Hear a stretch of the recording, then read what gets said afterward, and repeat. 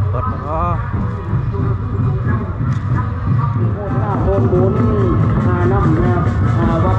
บ้านนะโคตรหนึ่งชาดูดื้อเจ้าคุณเป็นแม่ป้าจะฆ่าใหญ่มีเงินหลายยกความเงินออกมาใหญ่เปิดถอดท่านที่ไว้คอยเป็นปัจเกศสะพานท่องห้องนำให้สำเร็จความหวังสิ่งที่หมายมามุ่งมาโน้เจ้าปรารถนาด้วยจะฆ่าที่ก้าวมาท่านถอดที่ไปเรื่องทำอะไรขึ้นครับทุ่งเงินโดเจ้าอันลูกข้าวข้าวเจ้าหายเบาดีจ้าทำอะไรบ้างที่ไรเหลือหายเชี่ยวโบย่างกับแต่วันนี้ตั้งให้เจ้าดูเป็นชัวอันตรายไว้คุ้มจะสุนีมากใครใครมาท่านไปแล้วอะไรขึ้นคือเก่าเด้อทำจะทำเพื่อเจ้าให้ไรเข้าเพื่อให้บุญเย่งน้ำเดือให้บุญลายเดือและบุญจุเพศโดยสว่างไม่ใช่จะขายดีเนาะช่วยกันจ่ายก็ดูมาดูกรรมการดูมาเท่าไหร่นะหลายคนมาช่วยกันดูนี่จะผู้กองหรือว่าผู้ยักษ์มาให้โบสถ์ได้ให้เนาะนี่จะให้มันไหวแน่ไป เ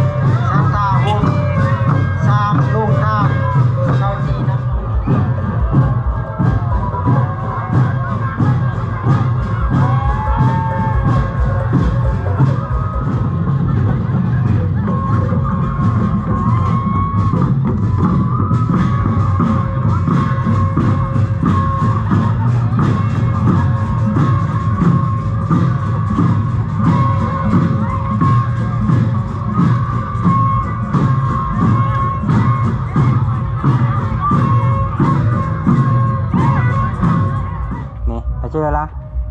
โอ้โหเอานะ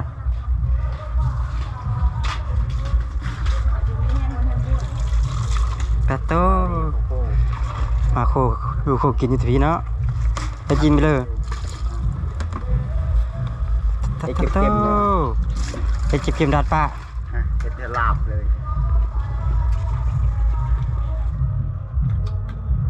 เอามาแต่เขาวัด ชิมทุกส่วนนี่นะ มาเบิ่งท้องไม้ให้ พอได้เห็ด โค กิ กิ น น นะ เป็นอยู่ปะ เค็มน้อยนึง เป็นเพิ่มเข้ม จะเค็มน้อยนึงหมด พี่เลือกซีนเพิ่มนี่นะ ปลาเขาตายแล้ว ซีนเพิ่มซีนเพิ่ม โง่ปลาเขาตายที่คืน เนาะ ปลาเขาตายที่คืน กินเมื่อคืนปะ โคตรว่ะ กินเมื่อคืนนี่ เอ้ากินนั่นเดียวเซลไปถามเขาอะไรคืน เอามาก่อนเด้ เอ้าเขาไม่ได้มากทุกคนนะกินน้ำเดียวแล้วกินเบย์นะ หากินข้าวก็ปลาโต ปลาตัวเดียวเลยนะจ๊ะ จักช่วยเดียวก็ได้มาพี่น้องไหมมากินข้าวง่าย เดินเขา มาเจอ มา นี่บาโวดเบา เล็กน้ำเดียว ทองเพิ่น เขากินกะเพราไก่ นี่ให้อยู่ในกินก็ได้อยู่ไกลถ้าได้บ่แม่นอยู่บ้านเวียกนี่นี่อยู่บ้านเพิ่นวะ มันเน่าบอก บ้านเล่าบ่ บ้านเรา โคตรหรือเน่าเน่า บ้านเล่า หรือว่าหน้าปอดนั่นเอง เขาเอิ้นว่าบ้านเล่าเนาะนี่เนี่ย ก่อนเจ้าของนั่นแหละ เจ้าของเกินกันมา ผู้ค้าจะเมื่อจะเมื่อเมื่อไรยินนอก นี่เจ้าของเกินจะมีผู้จักชื่อเล่าดอกจักชื่อเลยผู้ที่พาไปก็ไปแล้วเป็น ไปเลยจับซื้อไปย่าง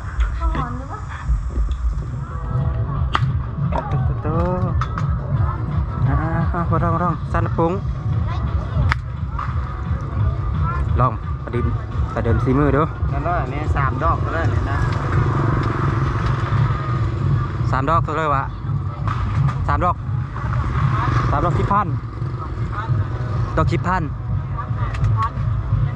3 ดอก10,000นะได้อย่างแน่นี่นะได้2 อย่างได้2 อย่างซ้ำเดียวซื้อกินเลย มาสัตว์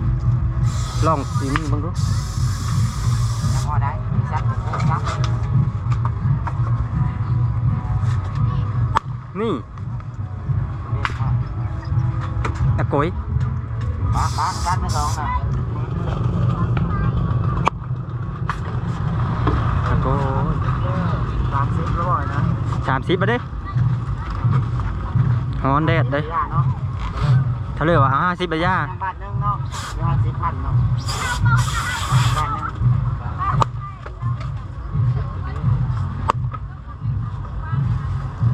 เอาดอกทุกท้ายได้อยู่เนาะ เป็นเนาะซัก 3 รอบจังได้เท่านึง ตัว4,000มากเท่านั้น ผู้จักอีผู้จักอีล่ะ เอาบ่10,000นะ เอาให้หมดไหม1,000 นึง ได้อย่างแน่ต้องซ้อนนี่นะ ก็ได้บาทหนึ่งหมด40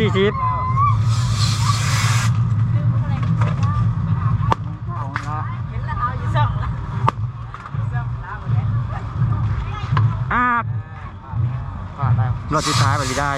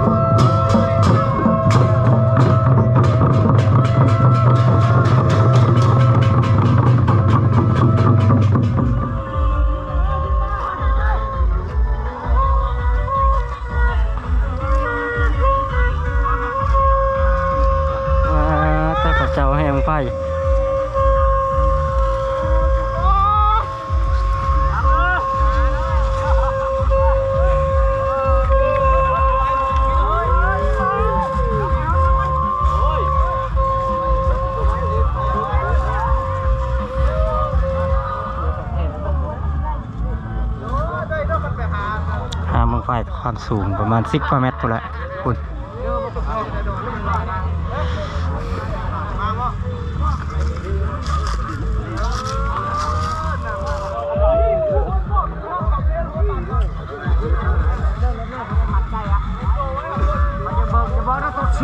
ชูดออกมาเถอะเดี๋ยวโดนมาไว้ได้แต่ไม่หน่อย ปันลิงดาวไม้นี่ก็ได้คุณ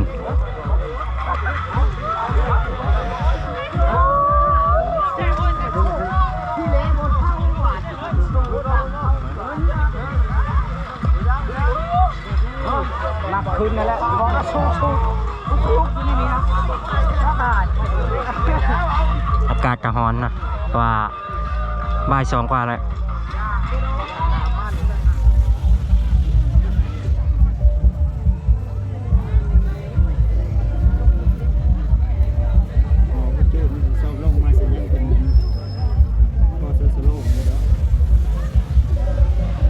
สิได้บ่ล่ะมื้อนี้แต่ม้อย